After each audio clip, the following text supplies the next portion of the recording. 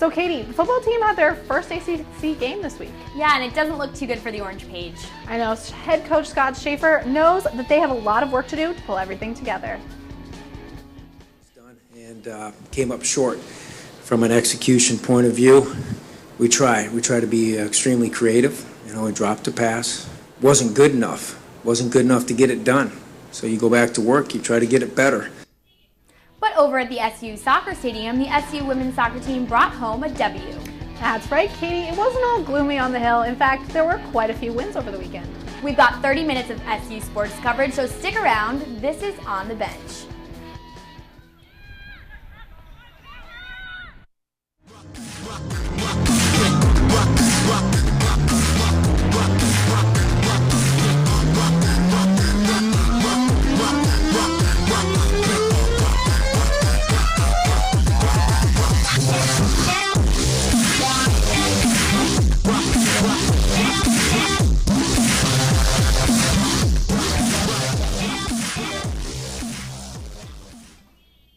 Welcome into On the Bench. I'm Katie Muldowney. And I'm Paige Shepperly. The campus is buzzing as alumni head back for a homecoming weekend. That's right. And last year was the first year in the ACC, and the Orange lost to Clemson. But before that, they won against Louisville. Well, speaking of Louisville, the Orange faced the Cardinals for the first time since 2012, and it didn't go quite as well. Exactly. Before we can look ahead to the festivities of homecoming weekend and hope for an Orange win to end this possible losing streak, we need to look back at what happened against Louisville, because it was rough to say the least. Syracuse ready to show off the Orange out a crowd a good game. Started the game off on the right foot as Julian Wiggum picked off Reggie Bonifant on the second possession. After the pick, Terrell Hunt bombs one to Steve Ishmael to get the ball down to the 4. SU would stall there, though, and took a 3-0 lead on this field goal. Thank you, Riley Dixon. Louisville answers, though, on the next possession as Brandon Radcliffe takes the handoff 4 yards to the house. 7-3 Louisville. And that was the beginning of the end for the Orange. Terrell Hunt now throws a pick here to James Sample with 6 minutes left in the half. And there goes Louisville. There he goes. There he goes. That leads to this 51-yard cannon off the foot of John Walsh, put Louisville up 12-3. With just 10 seconds left in the half, Hunt with the deep bomb to Jared West. But SU there's the bomb, and Jared West. But SU has no timeouts, and the half ends there. It's a tough break. The third quarter was headlined with Brandon Radcliffe's shifty 14-yard touchdown run up the middle. Louisville up 19-6. And just to add insult to injury, Reggie Bonifant tosses a touchdown pass to Gerald Christian, putting Louisville up 26-6. The game continues in a similar fashion as Louisville wins 28-6 after an SU safety. CitrusTV reporter Katie Williams has more. The end zone, a place the Syracuse offense was unable to find on Friday night as they fell to the Louisville Cardinals 28-6. But the offensive woes didn't end there. Starting quarterback Terrell Hunt was sidelined with an injury, and Syracuse has a lot to think about after losing 3 straight. Came up short from an execution point of view. We try to be extremely creative. And we came up short. We have to attack the field. When there's a big turnover, attack the field and just go there with the right mindset. Tell yourself, put the ball down, and you should attack the next play. Do what we have to do to stop the offense. Wasn't good enough to get it done. So you go back to work, you try to get it better. It's so simple, it's hard to comprehend, but it's the God's honest truth. And the tests are only going to get tougher from here. Next up for the Qs, a date with #1 Florida State right here in Syracuse. Reporting from the Carrier Dome, Katie Williams, CitrusTV. I mean, they're phenomenal athletes, and they play fast. They fly around the field. They got a couple defensive backs that are as good as any you're going to see in the country. That was Coach Lester previewing Florida State. However, this week his thoughts are the talk of the coaching staff. It was released Monday that head coach Scott Schaefer has decided to change titles for 2 members of the offensive coaching staff. Coach George McDonald will no longer make offensive calls for the Orange. He will instead just coach the receiving unit. Coach Tim Lester will call the plays and coordinate the offense starting this weekend at the homecoming game against Florida State. In addition, Terrell Hunt will be out of commission for 4 to 6 weeks due to a fractured fibula from the Louisville game.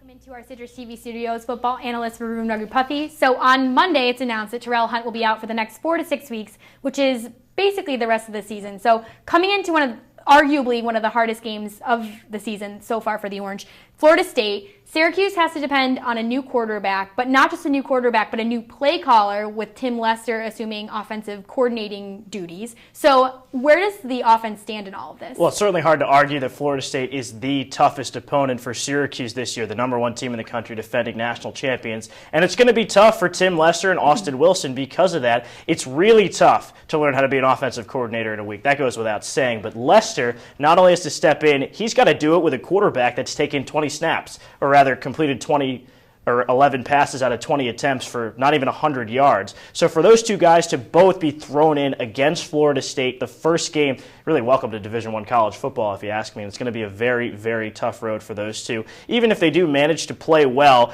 it'll probably be like more of a moral victory for them. Yeah, well, we talked about how it's going to be a tough game for the Orange, but it was already a pretty unlikely win for the team, so how much more unlikely is it now? A lot more. You're going to see the deer in the headlights effect. When Austin Wilson takes his first snap from under center, he's going to look up and see Florida State Seminoles on every single jersey that's in front of him, and that is intimidating. Even though Florida State's defense isn't as good as it was last year, it's still part of the #1 team in the country and a team that hasn't lost since November 2012. So for Syracuse to have any chance against Florida State, you can't really say that they do, because Wilson, even if he plays well again, it's going to be that inexperience that comes in with pretty much every single throw. So assuming that this is going to be a tough one for the Orange, the team needs 4 more wins to potentially be bowl eligible. So how likely is it that we'll be seeing some postseason football action for the Orange? It's honestly not very likely, because not only does Syracuse play Florida State this week, it doesn't really have an easy game the rest of the way. Wake Forest is next. There's NC State, Duke, Pitt, BC. They have to win 4 games, and none of these are contests where you can pencil them in, okay, that's an easy W. Pitt and BC are always tough at the end of the year. Duke was in the ACC championship game last year. Then you got at Clemson. You can pencil that one in as probably a big loss again in Death Valley. So for Syracuse, it will definitely be a tough road. 4 wins, maybe 5, but most likely not a bowl game this year. Yeah, well, a tough road ahead for the Orange. Thanks, Varun. Coming up, moving away from the losing football team, and we've got men's soccer on a 5-game win streak and women's soccer with a big W as well. We've only just begun our coverage, so don't go anywhere.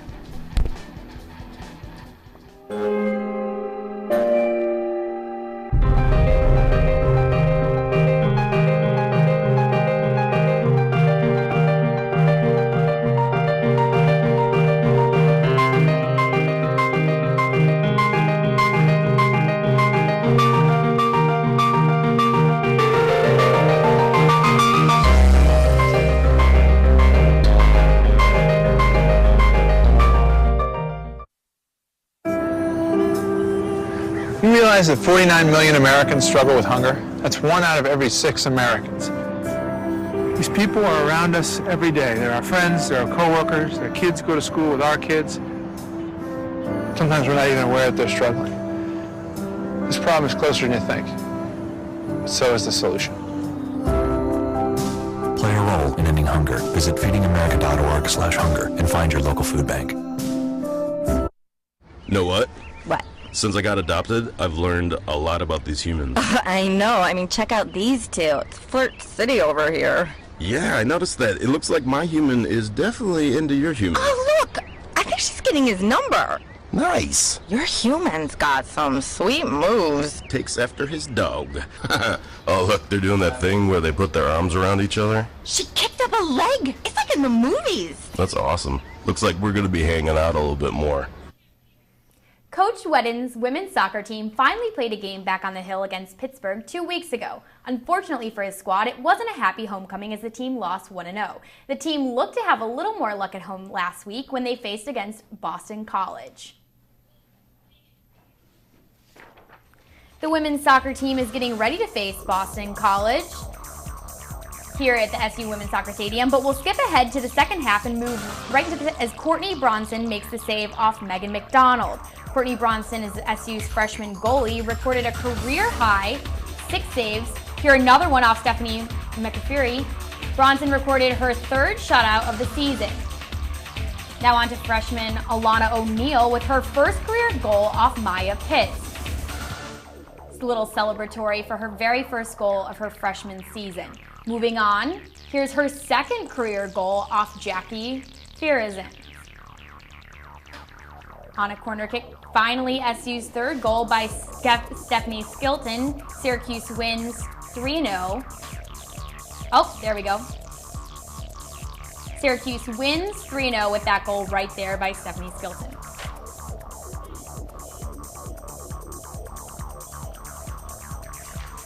Lauren Walsh has more over at the SU Women's Soccer Stadium. After 73 minutes of scoreless play, the Orange finally found the net. Alana O'Neill started the scoring drive for the Orange, and it didn't stop there. SU took this one 3-0 in a much-needed win over Boston College. If we didn't have her, obviously we wouldn't have had the first goal, and I'm not sure if the other two would have come. So I'm really proud of her, and I'm really proud of the rest of the team's performance leading up to that, but she was huge for us. Well, I just saw it coming, so I stuck my neck out, and it wasn't very powerful, but it did the job. And then I thought it went in, so I started celebrating, and then it thought it didn't go in, so I felt embarrassed, and then it did go in, so I was really happy. It doesn't get bigger. BC is a fantastic program, a very well-coached program. They're number 28 in the RPI, I think, right now. So to get a win like this and win 3-0, which is a convincing win, is huge. So it's an absolutely massive win. After a cold night in Syracuse, the Orange will head down south to take on the Florida State Seminoles in a 2-game ACC road trip. Reporting from the SU Soccer Stadium, Lauren Walsh, Citrus TV. The men's soccer team traveled to Virginia Tech this weekend, and the two teams battled back and forth and ended up in double overtime. Syracuse won 1-0 as Emil Ekblom scored in the 107th minute to win the game. Alex Bono continues with his impressive track record, making 6 saves to earn his 5th straight shutout and his 9th clean sheet of the season. He also set a new school record, extending his shutout streak to 482 straight minutes, beating the previous record of 461 minutes set by Chris Whitcomb. In 1986, the men's soccer team has not conceded a goal since the second half of the Notre Dame game on September 13th. But that's not all. The SU soccer team also played Albany. And here we go. In the 14th minute, a shot by Emil Ekblom from a USO cross, but it's a no-go. And then in the 18th minute, here's Chris Nanko carrying it down the field, and a shot, nope, that one was also a reject. And then Jordan Morrell, goal from a corner kick, Olympico, his second goal of the year. And here's a nice little dance of Jordan celebrating his second goal. And now in the 44th minute, Bernardo Matos with the yellow card because he took down Alex Hallas. That is so not cool. We need Sosa. Hello. So rude. And there's the yellow card. And now in the 56th minute, Albany with the goal to tie the game 1-1, Afonso Pinheiro. He scores it. And now coming back in the 82nd minute, goal by Alex Hallas, coming back after his takedown, and he was assisted by Julian Boucher and Stefanos Stamlakatos. SU wins 2-1. And now here's JP Chunga with more. In 1984, David Bowie was at the peak of his powers, and you could say the same about the SU men's soccer team. The Orange won 9 of its first 10 that campaign, and since it's ranked as the top start in program history. Tonight, the Cuse bested that 1984 squad and delivered its greatest hit. We've talked as a group about hopefully all of our memories that we create, those special moments, aren't just in September and the beginning of October. We've still got a lot of big games ahead, and hopefully we've still got a few more special moments down the road. Mac's been talking about it for a while, so this is your guys' chance to put a mark on the program history up to this point. So for this point of the season to have the best start in program history, it's an honor and a blessing for us as a team. But we don't want just the best start, we want the best season in program history, so that's what we're going for. The Orange continues its 2014 historical campaign when it returns to ACC play this Friday. SU takes on Wake Forest here on the Hill. Reporting from SU Soccer Stadium, JP Chunga, Citrus TV. Syracuse soccer is ranked number 9 in the country On the way to their 9-1 record, junior goalie Alex Bono has left in only one goal. That's right, he's let in only one goal. It's been on his back that the Syracuse soccer team is quickly approaching their highest ranking in program history. That would be 6th in 1984. After 2-3-0 victories in Syracuse, the team hit the road for the first time where Bono blanked the Scarlet Knights 1-0. Moving on, Bono's one goal allowed this season came against the defending champions, Notre Dame. The goalie rebounded with a 3-0 victory over Cornell and then a 1-0 win at Clemson. In their victory over Binghamton, Bono looked strong with 5 saves, but possibly his most impressive win came over the then number 2 ranked UVA, where he stopped 4 shots. And finally, Bono avenged an overtime loss to Virginia Tech last year with a double overtime victory in Blacksburg. Coming up, we'll welcome in our women's ice hockey team beat reporter Taryn Varicchio into the studio for a recap of the team's home openers. Stick around. My name's Steve. My family's lived in this neighborhood for years. Recently, things got so tight, we had to go to our local food bank for help. I lost a lot of sleep worrying about what the neighbors might think. That is until I saw them there, too. How'd I do, Steve? A little stiff. You could have done a little better. What? Come on! You know, I have an Academy Award. Yeah, but not for playing me. Play a role in ending hunger. Visit feedingamerica.org/hunger and find your local food bank.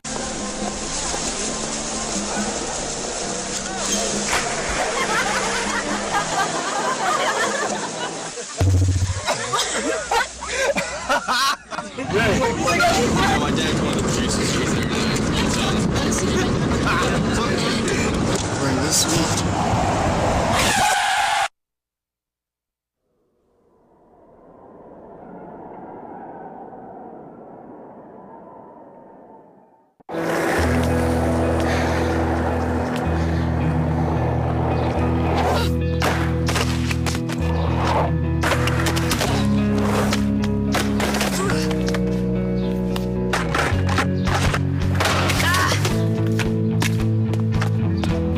Kickflip 6 stairs takes determination. So will getting into college. I've got what it takes. So do you. We spoke earlier about the upcoming homecoming game, but this past weekend it was nice to see some familiar Orange players back and in action. It was the SU alumni lacrosse game and Varsity 1. Some notable players that made an appearance were John Galloway, Casey Powell, and more recently Dominic Lamolinero, Chris Daddio, Billy Ward, and Derek Maltz. Our very own Citrus TV's Andrew Miller has more on this annual event. Normally in the fall, the Dome hosts goalposts and football, but not today, when the Syracuse alumni of lacrosse took on the varsity team. A lot of these guys they've seen on television in the pros, and so it's nice to make a connection there. And it makes for a wonderful weekend, and it doesn't count towards the limitations of games, so that our players can get out there, go against a new group. We've been practicing for 4 weeks now, and it's nice to bang heads against somebody different. It was a good opportunity for those young guys, a bunch of freshmen and sophomores to be able to play.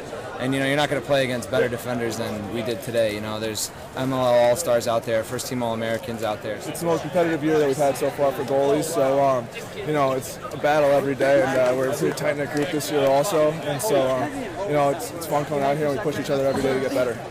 With the varsity win, they remain undefeated in the matchup, but this team is probably a much different team than you'll see come springtime. Reporting from the Dome, Andrew Miller, Citrus TV.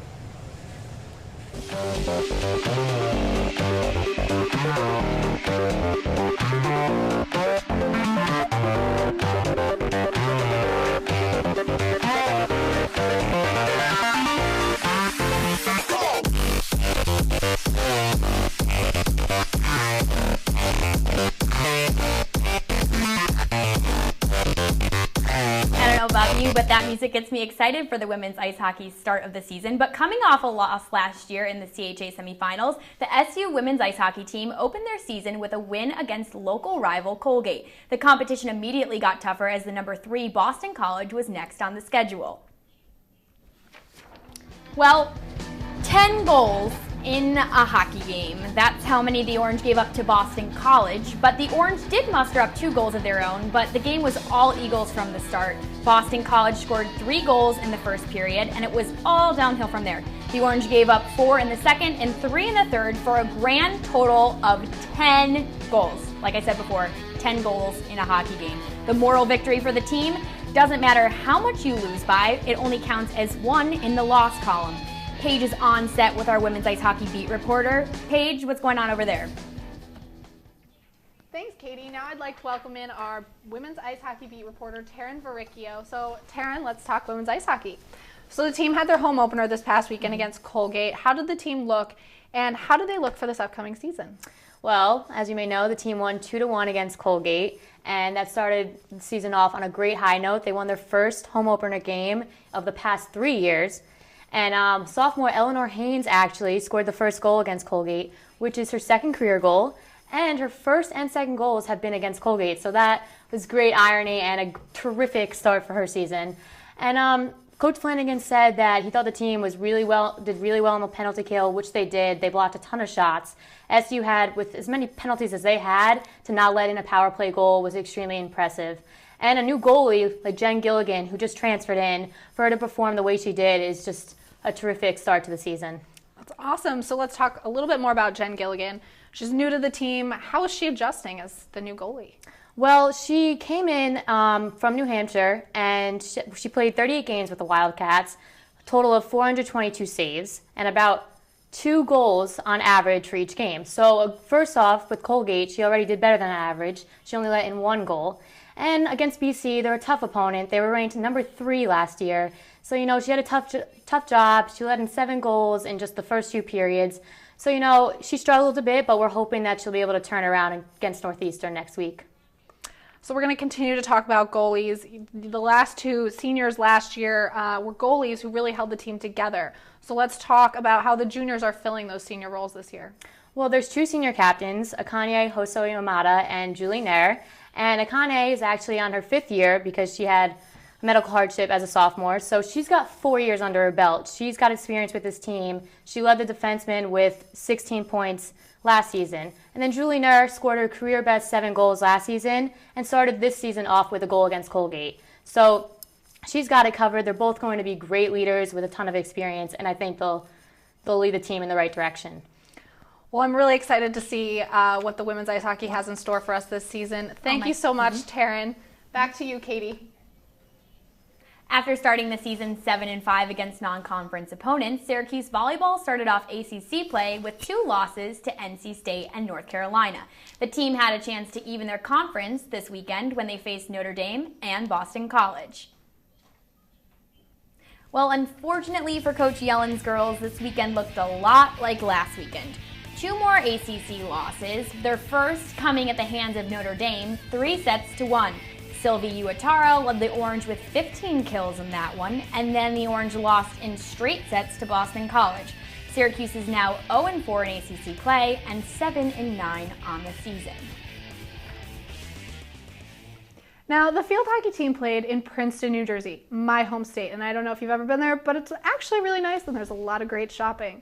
But it was on Sunday, the game, and it was just a back and forth between the 2 teams the whole time. There was a huge SU fan turnout with a lot of alums making an appearance, and I mean, a lot of SU alums come from New Jersey, so why wouldn't they go? But it really pumped up the team to play, and they needed all of the energy they could get because the game went into double overtime. Syracuse won 4-3, and Emma Russell scored the game-winning goal in the 94th minute, marking the second time that she has scored the game-winning goal in overtime. That's unbelievably incredible. And then Annalena Ulbrich also scored twice in the game.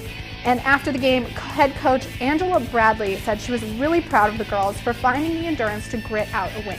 The team has really been working on their toughness, and it clearly shows. We've covered football, ice hockey, volleyball, and field hockey, but there's still more to come here on the bench. So wait a minute, literally we are back in 60 seconds. You want to make sure that your child knows how to deal with bullying when they see it happening. And chances are they want to help, but they don't really know how. Teach them that the best thing to do is calmly walk away, find a teacher or other adult, and speak up. And do your part. Be that adult they can talk to and trust will listen. Join me to help stop bullying. Go to stopbullying.gov to find out more.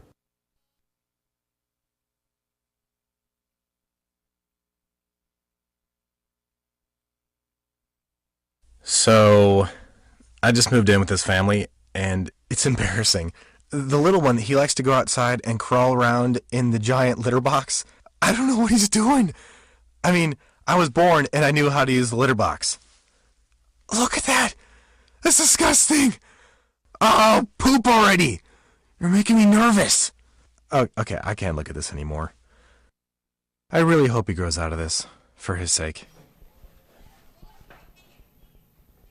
Can't get enough on the bench? Like us, tweet us, share us.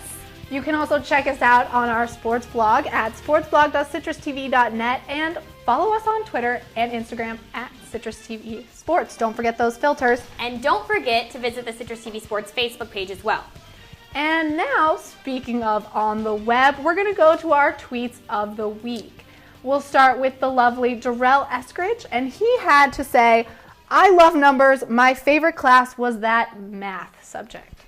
Now, I don't know about you, but I don't even know where to start with that. Well, we won't even start with that. Moving on to SU ice hockey tweets. Great to have some young fans share a win with us.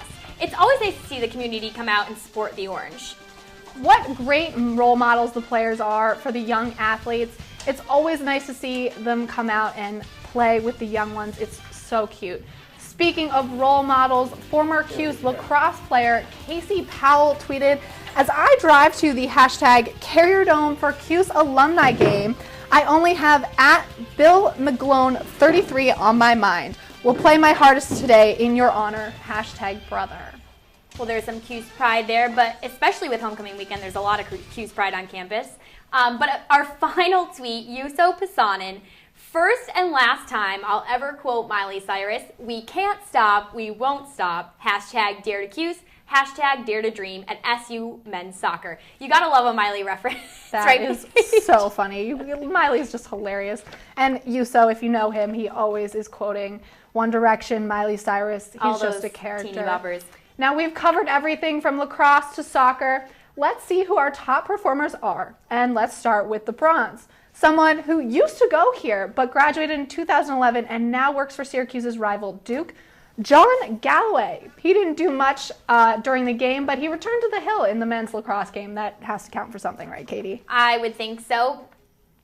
Coming in second place with the silver as a Lady Orange, a member of the women's soccer team and freshman Elena O'Neill. She scored the first 2 goals of her career to lead the team to a 3-0 victory against Boston College. That's incredibly impressive. Oh, there's that play right there. Here it is. That looks great. That's really impressive by Alana O'Neill, but even more impressive is the winner of our gold medal this week, Emil Ekblom, who scored the game-winning goal against Virginia Tech in double overtime. And although he didn't really do much against Albany, his hair has that gorgeous Norwegian flow.